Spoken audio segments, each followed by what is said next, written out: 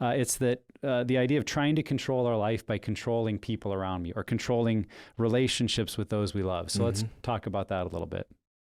Yeah, I think really for the addict, when he's controlling his spouse, well, one, that's because if he keeps a tight grip on her, it's easier for him. Yeah. And the example I can use that I hear a lot of, and this is actually one I heard recently, but it happens a lot, is when you have, like, if the betrayed spouse wants to go to her family's house, but he always has to be with her when they go to church, they go to their family's house because they know stuff's going on, and as long as he's around, then she can't say anything.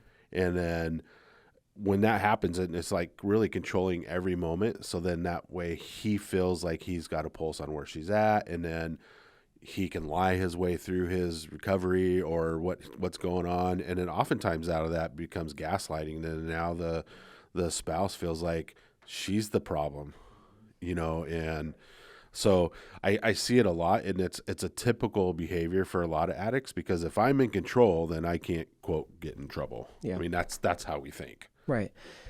And I mean, if you look at addiction, it really is just trying to control the situation. Like, you're trying to create safety and security for yourself when you're pursuing it. And then once you don't have those things, I mean, it's a lot easier to work on other people than it is yourself. And so if I can manage you, and because I think one of the things too, and I've learned this in my own story, that seeing big emotions from other people and emotions that I don't like, so like anger or sadness or even fear, worry, anxiety, all of that stuff, those are things that used to motivate me to go to unwanted behaviors. And so if I see that in my wife, that she's getting fearful and anxious, I'll just go in and be like, oh, you're not anxious. Don't worry. Like, here's this. I'll fix this. Solve that problem. It's not even necessarily something that is like, I could say, well, the Bible says not to worry, like, so it can come from, a good place maybe, but my motivation is not about my wife and helping her. My motivation is about me, serving me. And so I think that that's what I think of when I hear this, is that I'm trying to manage the relationships around me so that I'm okay.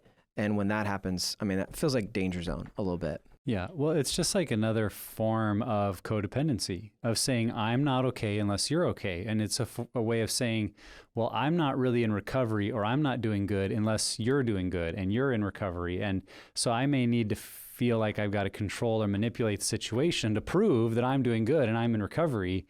And yet that very action itself shows that there's still a lot of unhealth.